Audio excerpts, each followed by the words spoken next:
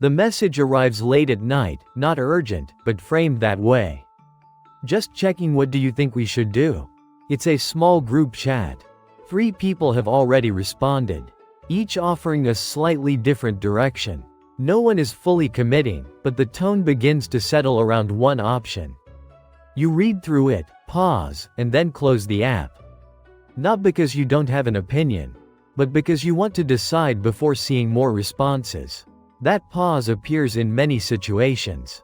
Not just in group chats, but in conversations, purchases, and even small daily choices. People often create a moment of distance between what others think and what they choose. It's not always deliberate. Sometimes it looks like hesitation. Sometimes it looks like confidence. But underneath, a similar pattern repeats. When options are presented in a group, decisions rarely stay neutral. Even without pressure, early responses begin to shape the direction. Not through authority, but through accumulation. A suggestion repeated twice starts to feel more stable than one mentioned once. Not necessarily more correct, just more present. In these situations, people often rely on shortcuts. Following the majority reduces effort. It lowers the risk of standing out. It simplifies uncertainty. But at the same time, another pattern appears. Some people step away from the group signal before choosing. They might delay their response. They might avoid asking for input altogether. Or they might say, "Let me think about it," even when the decision is small. This doesn't always come from confidence. In many cases, it's tied to how people manage risk. When a decision feels influenced, it becomes harder to assign ownership to it. If the outcome goes well, the result is shared. But if it doesn't, responsibility feels unclear. So independence, in this sense, isn't just about control.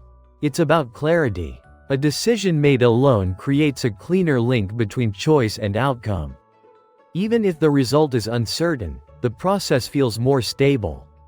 This shows up in subtle ways. Someone browsing reviews might stop reading after a certain point. Not because more information isn't useful, but because too much input starts to blur the decision. Another person might ask for advice, but only after already forming a preference. The question isn't meant to guide the choice, but to test it. In both cases, there's a boundary. Information is allowed in, but only up to a point. Beyond that, it starts to interfere. This boundary often shifts depending on context. In unfamiliar situations, people lean more on others. The cost of being wrong feels higher than the cost of being influenced. But in familiar environments, the pattern reverses. People rely more on their own judgment, even when others disagree. Not because their judgment is always better, but because it feels more predictable. There's also a social layer to this. Independence signals something to others. Not just what someone decides, but how they decide.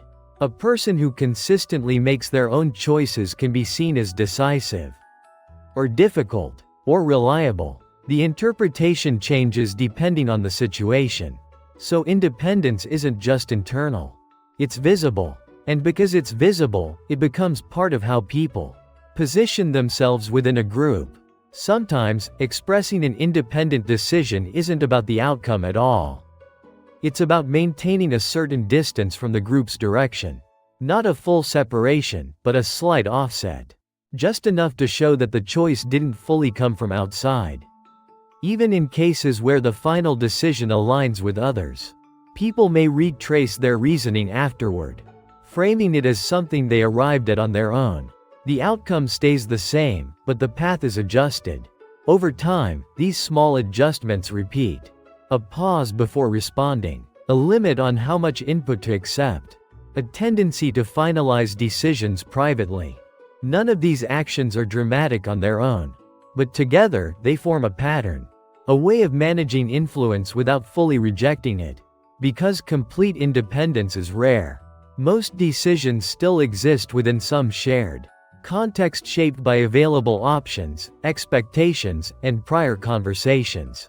But within that context, people seem to carve out small areas where the decision feels more contained, more self-directed, Not necessarily more accurate, not necessarily more efficient, but easier to trace back to themselves. And in many cases, that sense of where a decision came from seems to matter as much as the decision itself.